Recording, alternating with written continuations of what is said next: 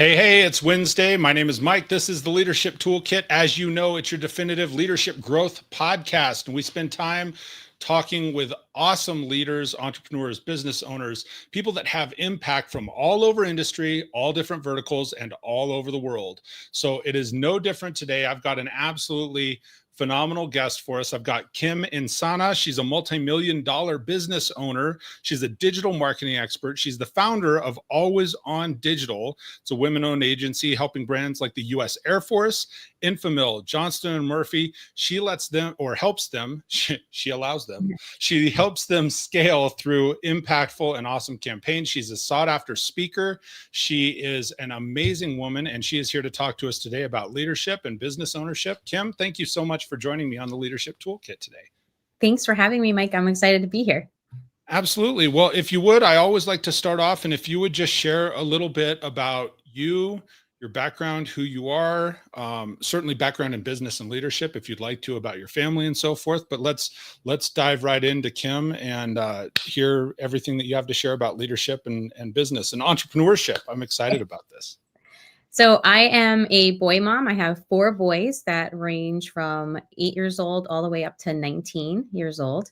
I started Always on Digital 9 years ago, and we provide digital marketing and traditional marketing solutions to advertisers as well as agencies. We work with agencies as well as brands.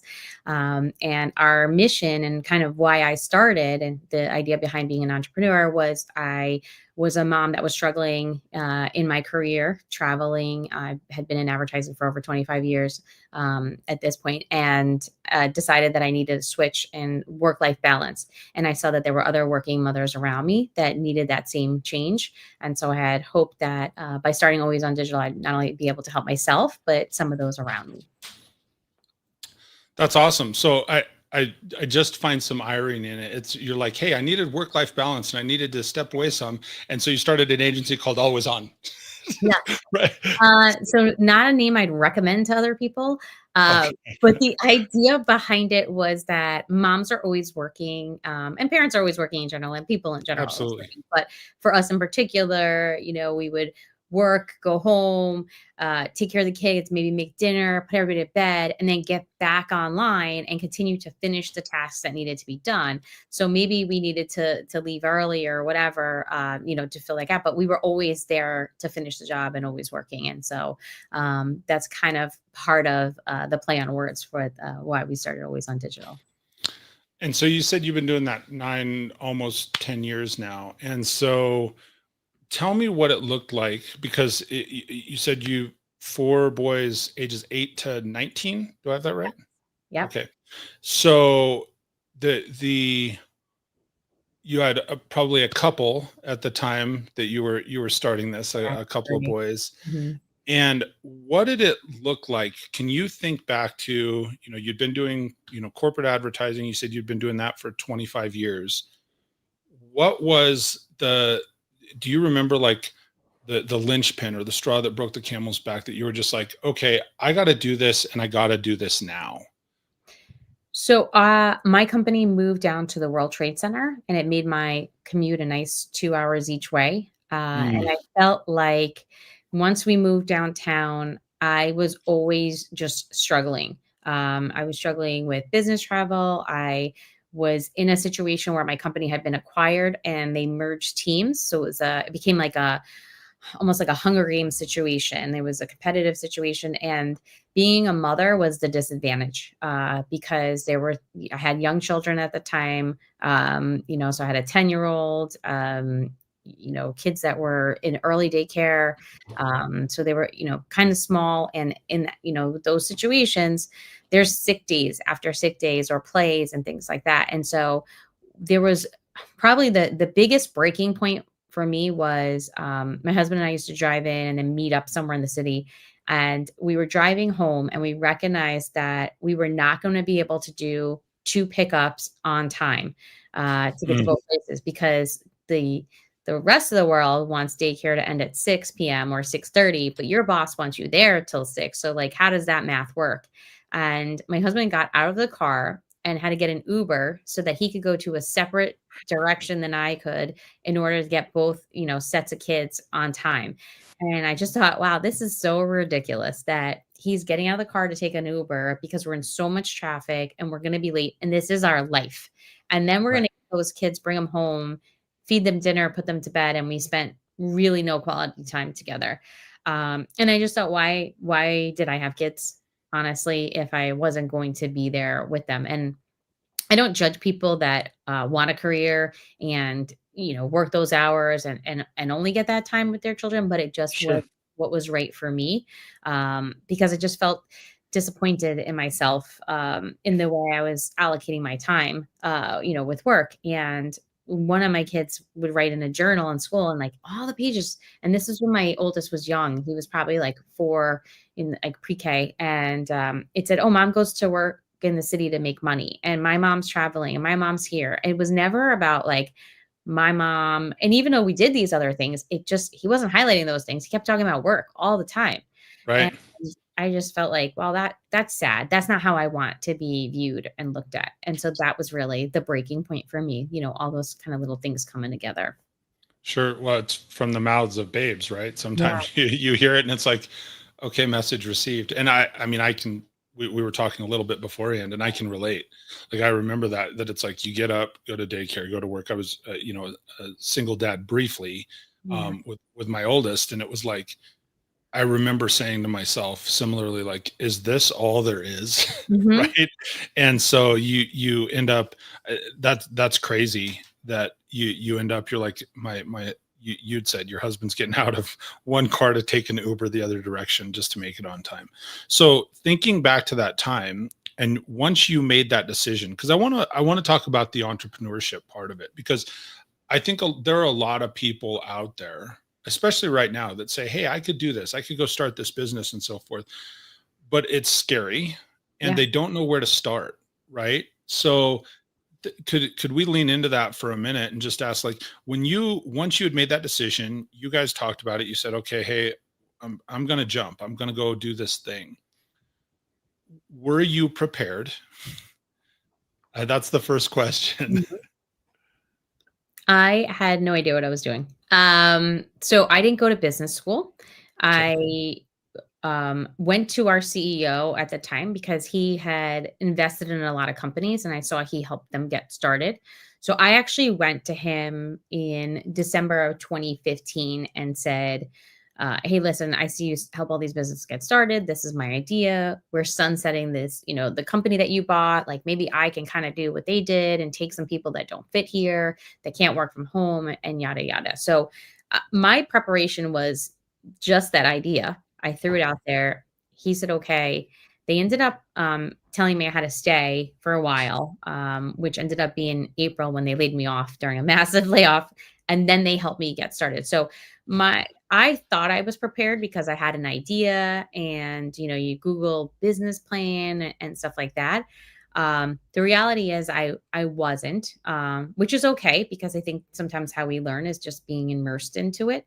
Right. Um, the reality is you don't need as much as you think from others to get started logistically. I could have done all those things on my own, and I ended up having to give away a little piece of the company in return for those things. So, not something I would necessarily suggest to others, and doing it that way. But overall, in terms of being prepared, I would say a big fat no on that one. I thought I was at that time, but in hindsight, I didn't know what I was doing. No. So when you say here, because you said you don't need as much as you think, Mhm. can you expand on that? Because for me too, I think I know where you're going, but again, Mhm. somebody watching the show or listening to the show, I think it's common to think, well, gosh, I need, $100,000 grant or Mhm. somebody to invest 500 grand so that I can start this business or to go do this thing. And not even just the money side of it. I think all business starts from an idea. It's, what are Yeah. you going to act on, right? What are you going to do? Um, but when you said, you made that statement, you don't need as much as you think. I would like for you to expand on that. Why do you say that? What did it turn out that you did need, and what became your foundation? So I would say it's a two-part, right? So the Okay. first thing is money for sure. depending on what it is. If you are going to go into like massive production for a physical product and stuff like that, yes, that could be a whole different ballgame from a financial standpoint. But if you are looking to do anything that has a service element to it, where it doesn't require capital to get started, you can get started financially very easily. You need to, set up your business, whether it be like an LLC or something like that. A lot of those fees are pretty minimal. Maybe you need a $2,000 or somewhere in that range between, various, permits or any type of LLC, things like that. So it's a small number in the grand scheme of things of what you would need there. And the other part to that was, kind of what did I need from a learning standpoint? I had them set up an LLC for me. Now they set it up for me in a state that was favorable from a tax perspective, which is Delaware, right? So that I didn't necessarily know. Now we have ChatGPT and we have the internet. We have so much more from a tools perspective and learning. You can do that on your own. So you don't need necessarily the expert in everything to get something started. Obviously, these people that are experts in certain areas are necessary as you grow and get down the line. I wouldn't say just, rely on Google for everything, but Mhm. it's great to get started. And there are so many tools, and with AI now, you can go a lot further than you could have went 10 years ago. I mean, 10 years ago, we were using LegalZoom or, Right. different things like that. Now it's like I could put an MSA into AI and spit back like, oh, here's what you should worry about differently, and obviously for bigger things, you still go to a lawyer, but some of those little costs are taken away and you don't need to worry about them as much when you have more AI tools now. So no, and I think that's all excellent advice. You're saying, hey, I needed the money, I needed this. I don't have to rely on experts. I can rely on Google and some of these other things. Thinking at that time, so fast forward, you started doing. Did you start doing the same thing then as what you're doing now? How has your business evolved? Can you dive in a little bit to, and I probably should ask this at the beginning, but again, just how my brain works. So just roll with me. But when you started Always On, did did you know what products you were going to offer? How has that evolved? Can you tell us, dive a little bit more into the business side of it? Like what you do, what did you do then? What has changed now? So at the time, I was selling primarily digital media, online video, display, mobile inventory. Hmm. Um, I don't even think, connected TV really wasn't a thing as much at the time, or digital out of home. Like it was kind of small. It may be some audio. And then, so when we launched, I basically thought, hey, I've always hit goals. As a sales manager, we've always hit goals. I'm just going to do what I was doing before because I know how to do it and I know I can sell that stuff. And so Sure. that's initially what we started with. And then we started to expand out to social media. And we found that by expanding out into social media and navigating all these platforms, we had a unique position in the market where some of these, companies didn't have the manpower to learn all these platforms and be able Sure. to provide all the social media platforms as well as, programmatic advertising or, display advertising. And so we continued on that path and just growing slowly, adding different channels that we could use. COVID hit, Hmm. a lot changed.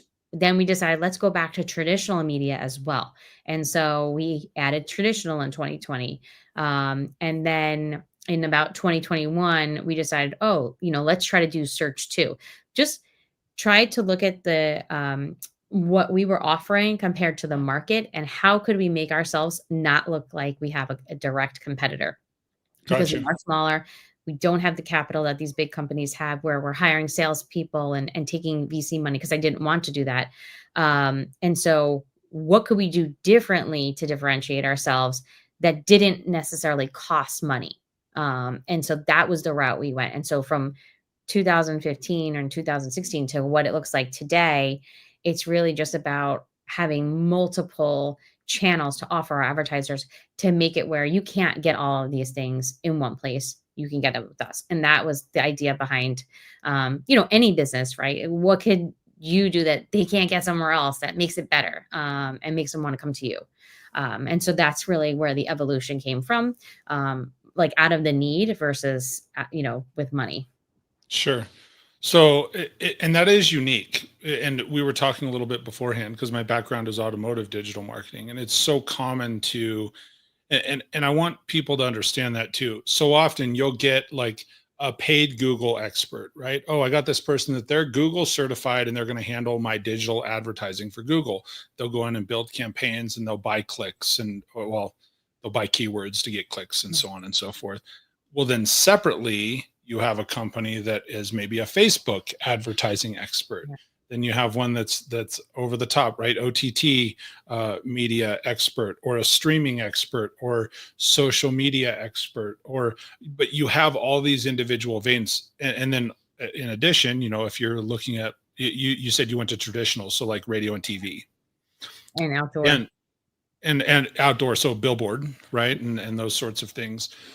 That's very uncommon. And I want people to hear that. That is very uncommon to have an agency that does all that. And not that I'm just, because I come from that world, I'm not just here plugging your agency, but because at times, I mean, from the space that I've been in, and we handle a lot of that in-house, I have to deal with 8 different reps for 8 different companies, which also means I'm paying 8 different percentages Yeah. for those and so forth. So that's a very unique position. So if someone is wanting to get into that advertising and marketing space, traditional or digital, they can do all of that through you, is what you're saying. Yes. Like all So the it's like a things. one-stop shop. And then we try to create our reporting interface to be the same. Now, not everything's apples to apples in real life from social Sure. media to search, but we try to give you an analysis that brings you close to that, where you can see, how things are doing. And then, the benefit of it is if something's not working, you're not renegotiating with different vendors. We just move things in-house. It's not really a big deal. So it's about, we try to make things easier, again, because we were smaller. We were competing against these large companies with huge marketing budgets. And Sure. so, advice to people starting businesses, like find that unique angle that can help you shine against your competition. And the more you can create no competition in certain areas, obviously the better. That's really good advice. And people always ask me, I joke because they say, sometimes my audience probably knows the top of my head better. It's not that I'm not interested. It's that I'm taking notes so that I can ask good questions later. I love that comment. Find the unique angle. And I think that is such a valid point and valuable point right now in any industry. Mhm. Because you have so many, and especially in the marketing space, and I get all wound up on this and passionate about it because I'm in that space. Like in the marketing space, you have so many cookie cutter copycats. Yeah. It is absolutely brutal. So when you're shopping for advertising, and again, you and I talked very limited before Yeah. you came on, so I didn't intend to go here, but I just like, now you got me fired up. You're like, oh, I do all these things, and I'm like, wait a minute, I know how to do all those things, but I got to deal with 8 different people. Yeah. And so that's that's just a really impressive thing. So let me ask another question. When you're going through that with clients, and you're going through, and they're say experiencing your marketing agency for the first time, because I think this is important both in leadership and well, in the marketing world, and it will bleed into leadership. I think you'll see when I frame this question up for you. If you're talking with a client, you clearly don't use a cookie cutter approach just based on talking to you and what you're saying you offer. Yeah. How do you help clients navigate and pick, what is the best platform? Because one of the things that you said, and you may get mad at me for saying this, but like for where I'm at, in our stores and the ones I work with, like I wouldn't use billboard. I'd be like, what the heck, billboard and so forth. But we were even talking right beforehand. You have a large client that you had to fly out and see, and they're like, "Oh no, we're doing this extra stuff." Yeah. So how do you determine what's the best platform for that individual, and what are the key factors and the KPIs that you look at that matter the most when you're talking with clients when it comes to their marketing and advertising budgets? So I like to reverse engineer it. Okay. And I do all my math kind of that way, right? What time do I have to be at the airport? Like what time's the flight? And just back into everything. So it's the same idea. What's the goal and what are you trying to accomplish? If you're trying to get more people to your site, are you trying to sell something? Is there something, like a program, a coaching program you want people, want leads for? Whatever that action is, let's kind of back into how people get there. And so, that's the first and foremost important thing. Like, what are we doing? And then it's who are we trying to do it for? So who are you targeting and where are they? And then, so then the next step is where are they? Are they on TikTok? Because, that's a demographic. Are they in a place where a billboard would make sense because who they're really trying to target are their competitors or their ideal customers that are going to their office because now it's return to work and let's get a billboard in front of, near their building and they're now thinking of this. That's maybe a B2B play. Or is it something, where people are always looking for this type of item, then maybe search is your answer because you're, getting people that are actively looking for your thing. And so, you take it from a backward standpoint and then try to fill in the gaps of, the audience targeting. Is there, a certain geographic region that plays better to your audience and to your product. And so, we take all these things in consideration and then put together a plan taking into consideration also their budget. So, some clients want to start small and they don't have the budget to go all out right away. Sometimes there's work that needs to be done first, like generating traffic to the site first and Mhm. making sure, if they have low site traffic, it's going to be hard to have great results initially. So, sometimes we'll make suggestions on kind of putting a little foundation into place first and then going through like, okay, here are the next steps. You have to, crawl before you could walk or run. And everybody wants to get to the running stage and increase their Right. sales, but there are things that you need to do first. And so we just try to like reverse engineer all of that. And then, if there's something that's shiny and new and we see an opportunity and maybe it takes us off the path of what we initially started, we'll make those suggestions. We love for our clients to be flexible and understand, hey, something may not be working and we'll make a change. But at the same time, you also need to be flexible with your expectations that certain things do take time to build and know that, you kind of got to let it work and get in place because not everybody sees something and wants to buy it immediately. Most people don't. Sure. Well, I like the way you broke this down that because I think it applies to, and I'm going to ask you this question in a minute. So just get ready. Is because one of the things that you brought up, you said, well, we reverse engineer, and I'm going to remind people again, if you're whether you're watching online, because I've thrown the Mhm. banners on the screen a few times, or if you're tuned in on the audio, um, a couple of things that Kim brought up. She said, well, first, what is it that you're wanting to do? What is it that you're wanting to accomplish? I wrote down what, who, where, how, and then new, right? Yeah. And so she said, you're like, hey, what are you wanting to do? What are you wanting to accomplish? Who do you want to contact? Who do you want to reach? Right. And again, if I missed any of this, you stop me. But I Mhm. I would sit here and I write these down just to make sure that I understand it. And I learned so much from my guests. And then one of the things that I think is so important is you have that conversation with where are those people at? Mhm. Because I think so often we take this approach. You take this, and I know I said this before. This may seem cliche, but like this cookie cutter blanket approach that it's just like, well, we're just going to attack all these places. Or if we're a Google agency or a Facebook agency or somebody that does social and TikTok and so forth, well, we're just going to take this blanket approach and we're going to throw this really wide net out as much as we possibly can. And we're going to catch who we catch. And I think it's valuable that you're saying, well, first we determine what do we want, Yeah. who do we want to attract, where are those people, because maybe they're not on that platform, Mhm. maybe they're and then your last thing was how do you do, how are we going to take this approach, and then if there's something new and innovative. I like the fact that you're bringing that to people. Change is scary, man. Change is Mhm. hard. And so lots of times when stuff is new, I remember even us first getting involved in marketing on Facebook. I Mhm. remember first spending dollars on Facebook. I mean, this is back in like maybe 2010, 2011. I mean, it was early on, and it was like just dip the toe in the water because nobody knew what to expect. There were no metrics, there was nothing to measure it. Facebook was just like, you can advertise on us now. And of course, you had large corporations that were diving in and pouring thousands of dollars in. For ours at the time, where we were a smaller automotive dealership, it was like, well, maybe we'll dip our toe in. And but we the hard part in looking at it now, right, 15 years later, whatever it is, hindsight's 2020. I didn't ask these questions. We didn't ask these questions. We just said, well, yeah, okay, let's go spend a little money and advertise some cars and see what happens. But we did lay in heavy on the what's new and innovative part.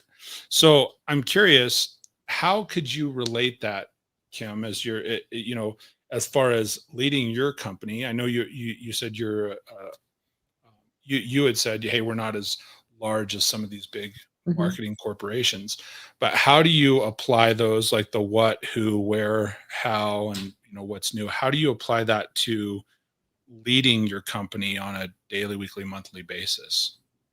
So, we have a lot of process and Mhm. templates, so the salespeople kind of understand the same thing, like when someone comes in, and there's some logistics too into the importance of what we can recommend based on what people are asking. So, for example, if somebody wants to sell something and, we think Facebook is the right avenue, we need to know upfront, are they selling something or are they just wanting to go on Facebook or whatnot? Because the whole setup of what we recommend, from everything from pricing to the type of campaign we run, is based on that. So it's pretty ingrained in everyone's head to take it from a reverse standpoint at this level. It's like the first thing is going to be what's your KPI. That's the first thing we're going to ask. We don't care what your budget is. We don't care when you want to run anything. The first thing is, what are you trying to do? And I think that's just the most important question to ask, because a lot of times, and I can remember, being a salesperson, the first question that my boss would ask is, how much is the budget? Like, what do they have? What are they looking to spend? Sure. Um, and it's not about spending all your money, to your point about Facebook, right? Like, let's try the next new thing and we'll just go Mhm. on there because it's there.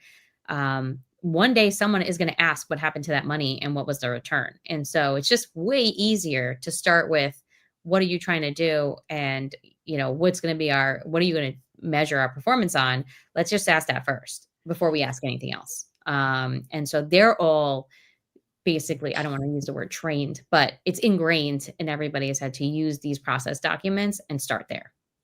It's just part of the culture. It's how you live. No, Yeah. I like that. So, and I do, here's something else that's valuable. And I think this is important, whether it be entrepreneurship, business, leadership. One of the things that you said is, what is the KPI?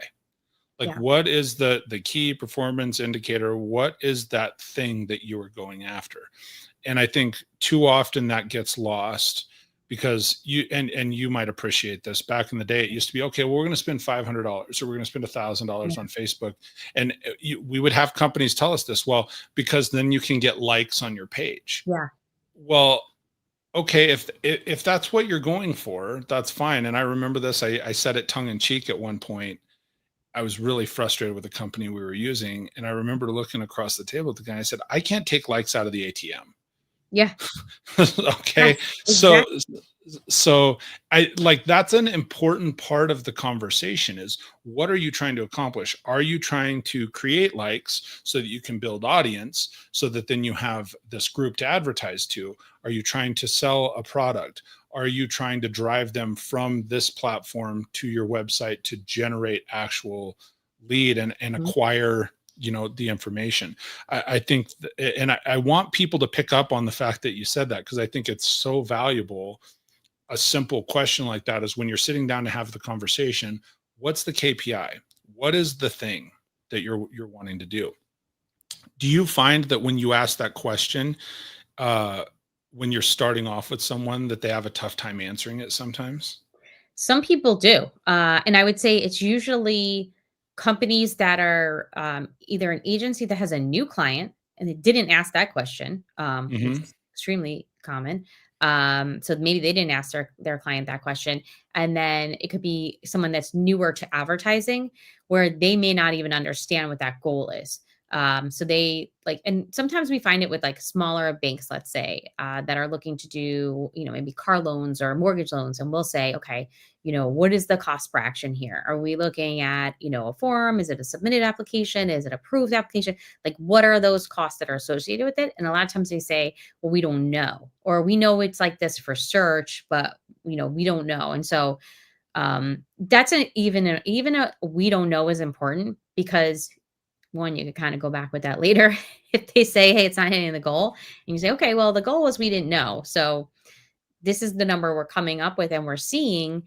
You can definitely try that somewhere else, but you may in fact come back with this same number. And that may be the number that it takes to get whatever that action is.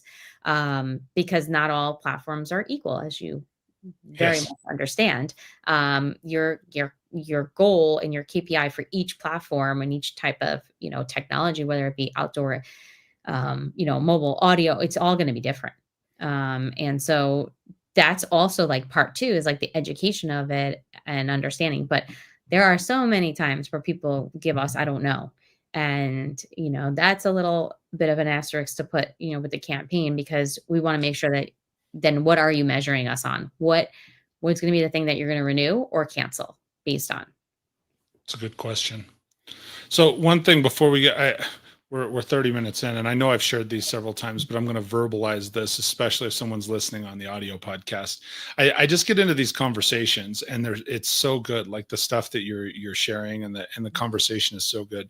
Couple of things. One, if you want to connect with Kym Insana on LinkedIn, you can just search her name. It's KYMINSANA.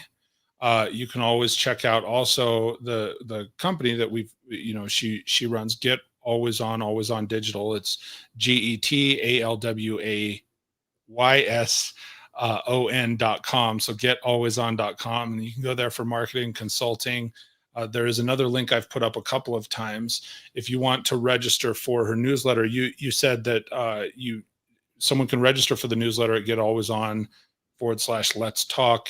And then they also, you can get kind of a free gift. It's like marketing trends headed into 2026 or whatnot. Yes. So this is what we have for this month. But we also have some other little freebies available. If you email us, you want to, like a TikTok one sheet or something like that, we're happy Sure. to get all of that.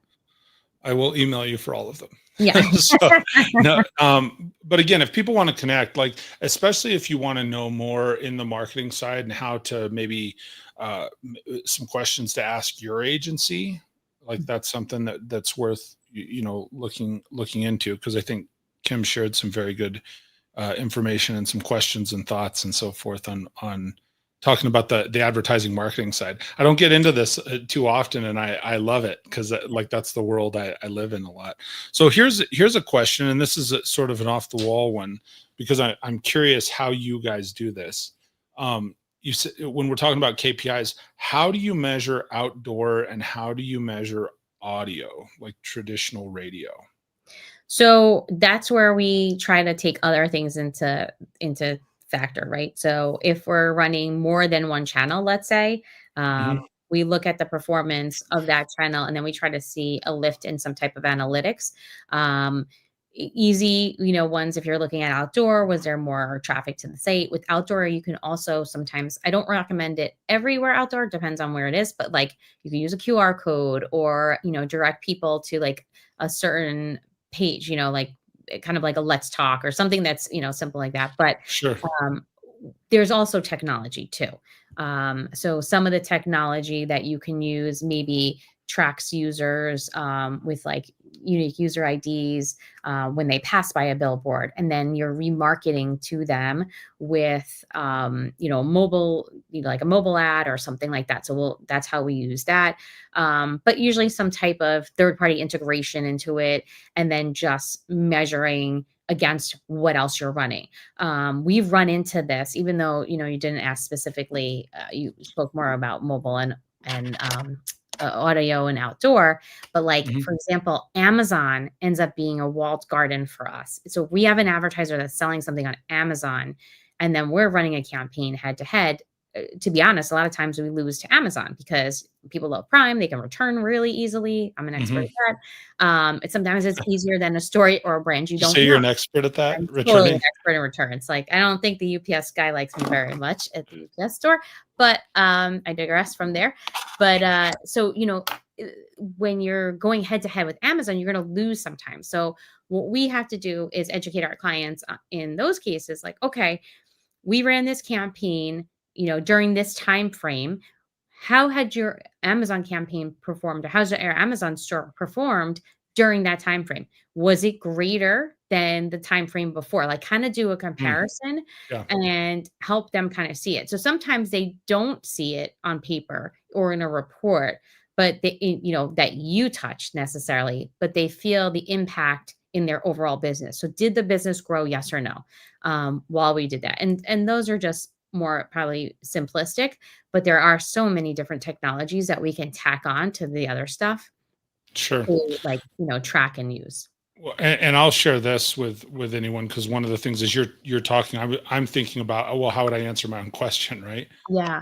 And I would encourage people, when it comes to advertising marketing, sometimes old school works really well, Yeah. because what happens is, we used to have a gal that sat literally across the desk from me. She was about 20 feet from me, and she would just do an exit call with everybody. And when we were trying to track radio, and we were like, well, we don't know if radio works well or not. Like, you know, maybe it works, maybe it doesn't.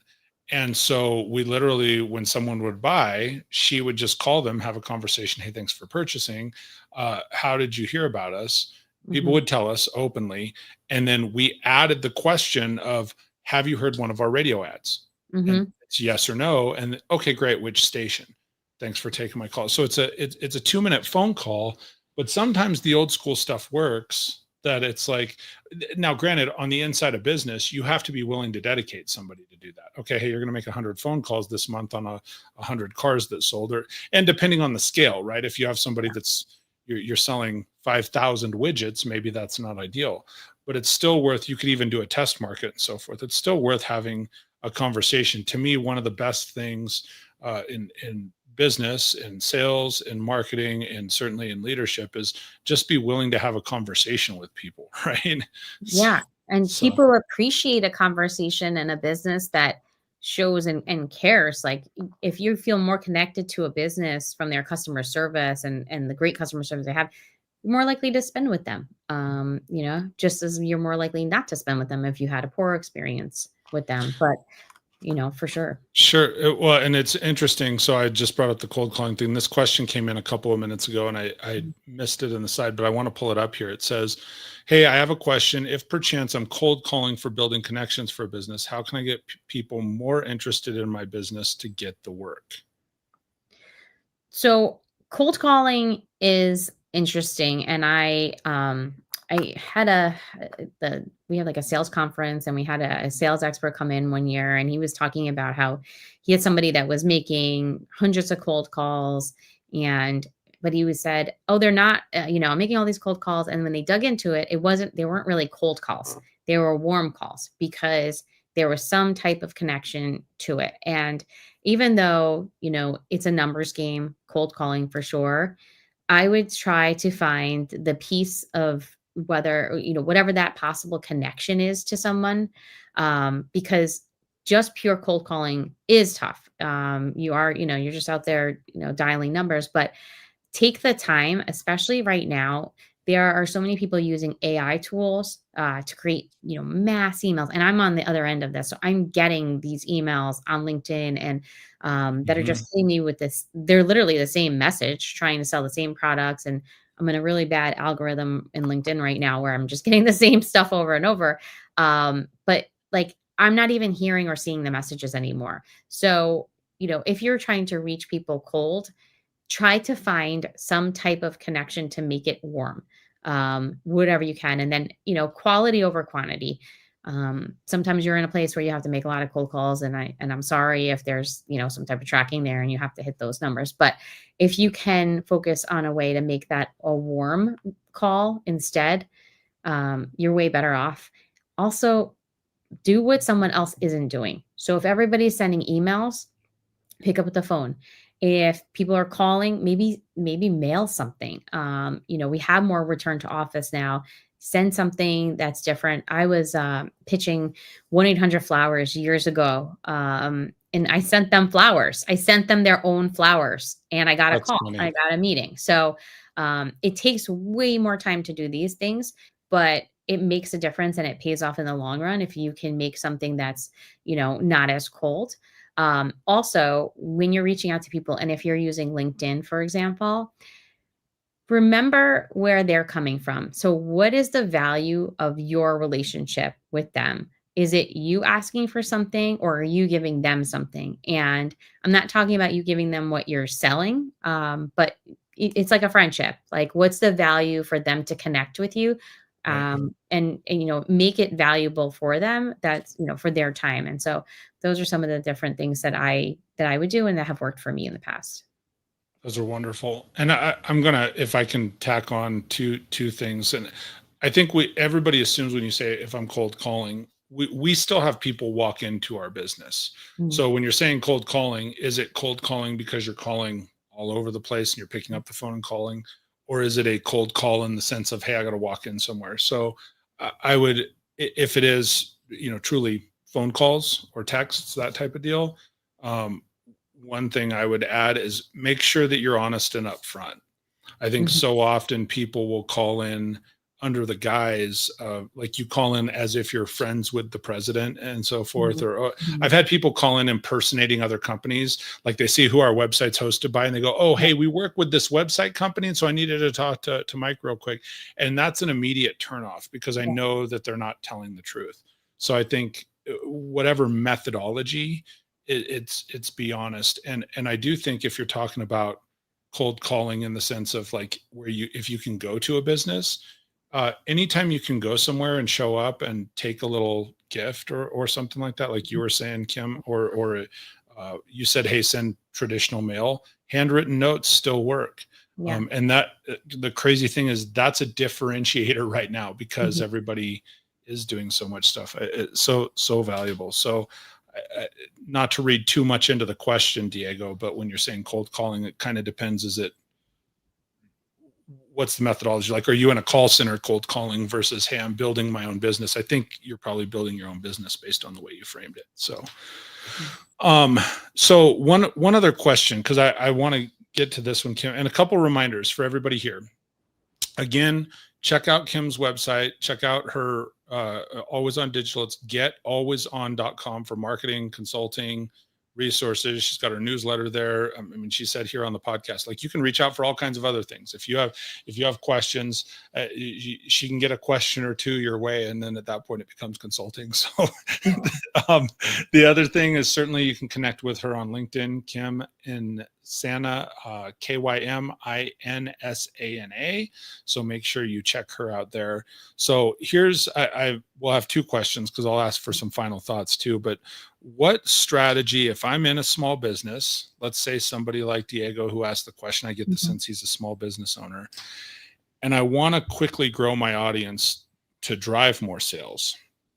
And this may go back to just the question that he asked, but what are some strategies that you'd recommend? Hey, I'm a small business and I want to grow. How can I build my audience the fastest, where they're connected and ready to go with me? At least so I have people to talk to. Maybe they're not all people that are buying my product right now, but how can I grow that audience so at least I have some people to talk to and start building a pipeline?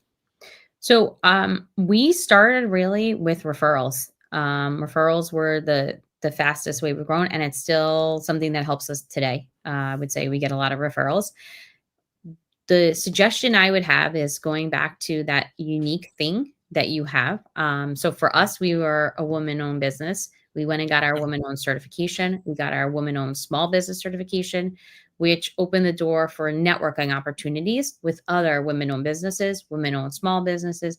There are so many different types of businesses and chamber of commerce, or like each city or town usually has Mhm. a small business resource center, like there's some type of help that you have. And so just research kind of what's in your area, what you could do, and be part of these things, and go to networking events where you can, because that has helped us. So even you may think, oh, they're not my customer, or they're not going to be a customer, they're not going to buy from me. It doesn't mean that they don't know somebody who would. And the more you go out there and vocalize what you're doing, whether it be a product or a service to others, and get that help and kind of buy-in. I also believe in, putting good out there, and good comes to you. So Mm-hmm. if you can help another business in any other way, and do that, I'm sure, Diego, people will say, oh, my guy, Diego, he can help you with this or whatever. Like, build those types of relationships with other businesses where you can. And even though it may seem that it's taking time from your business and not making you money, I can guarantee that at one point it does come back, because somebody always knows somebody that needs something down the line. And if those are true relationships, and networking or professional friendships, that are, like, to your point, Mike, honest, and you're in it for the good, you really are trying to help somebody else, they will, others always are willing to help. I find people are always willing to help someone. And it's okay to ask and say, hey, if you ever know anybody looking for this, I'd really appreciate the recommendation, and putting out there. So I feel like that's very valuable to join those types of groups. And even if there's a mentorship program or something like that, that always opens up doors as well. Absolutely. I mean, you have to, that's something I think sometimes people don't realize in any business and any leadership role and any executive role. You have to put it out there for it to come Mhm, back. And yes, you put it out with honesty, put it out with goodness. But I think so often it's easy, especially if someone's starting a business. And mhm. Kim, you would probably agree with this. Like, hey, I'm starting this business. We just assume, well, because I started, it's like a field of dreams, right? If I build it, they will come, right? Yeah. So I'm starting this business and my friends are just naturally going to do it. You still need to tell them, hey, like, hey, think of me for this. You still need to court your friends and your circle. And to your point, like the Chamber of Commerce and the Small Business Resource Center and all these things, you have to put it out there for it to come back to you. You have to. So well, one more time, a couple reminders here as we're coming down to the tail end. Connect with Kym on LinkedIn. It's KYMINSANA. So connect with Kym on LinkedIn. Certainly, you can go to Get Always On for Always On Digital. You can sign up for a newsletter. If you click that contact us page, it's Let's Talk. So getalwayson.com/Let's Talk. You can scroll to the bottom, sign up for the newsletter. She's got free gifts. As she mentioned, free digital gifts. She's a digital agency. As she said, too, if there's questions, like, put it out there. You got to put it out there and network and connect with people. So, Kym, any final thoughts to take us out for today's show? Yeah, I would just say, if you are a business getting started, be consistent in your own marketing, even if you don't have the budget to do more bigger paid marketing. Your organic socials, LinkedIn, be a resource for your customers, and even potential networking and things like that. The more you can be a resource and be consistent and all of that, that helps you get started and at least build those building blocks. Absolutely. Consistency is key. Mhm. Well, if you would hang out for just a minute, I'm going to go ahead and take us out for the show. Okay. Perfect. Well, thank you to my new friend Kym, who joined us today from Always On Digital. What a great show! I love getting into. We go down these paths, and on one side, we frame it like this is the leadership toolkit. How do you lead? How do you start a business? How do you be a better entrepreneur? And this is that piece that it makes you a well-rounded entrepreneur, because this is something we don't talk about a lot on the show, is like, what do you have to do to market yourself? And she just, here at the end, that is so powerful. You have got to be consistent, and not just consistent in your marketing. You got to be consistent in your actions. You got to be consistent in building the business. You got to be consistent in your attitude and who you are. I mean, there are so many areas of our life that statement permeates. It's massive. So huge shout out and thank you to my new friend Kym Insana today on the Leadership Toolkit. Do me a favor, everybody, if you would please one of the things that helps this show grow, like we got to trigger the algorithm, right, on Facebook and Spotify and all these different places. So please do me a favor, throw some thumbs up on it, maybe throw a comment, something that you got out of the show, share that today.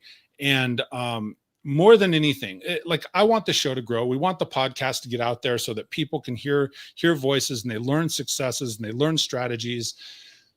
But most importantly, my tagline has always been grow yourself and grow the people around you. So if you gained something out of the show, and I'm sure you did today, share this with somebody else that needs to hear part of this message. It might be something so simple that they're like, I'm starting this business and I didn't realize, I should go tell my friends and be consistent, like Kym said here at the end. Or I've been trying to start my business and gosh, I just thought I needed to do more. And sometimes it's just getting the idea and starting. So just share this with somebody that you know it would have an impact on. And with that, everybody, I thank you so much for joining me on the Leadership Toolkit today. As always, if you are interested in coming on the show, you can reach out to me. All the links are in the descriptions and so forth. If you're looking for somebody for leadership consulting and training, I'm always available. I'll plug that here today as well. So you can reach out to me for that as well. Until we speak next, everybody, stay great. We'll talk soon.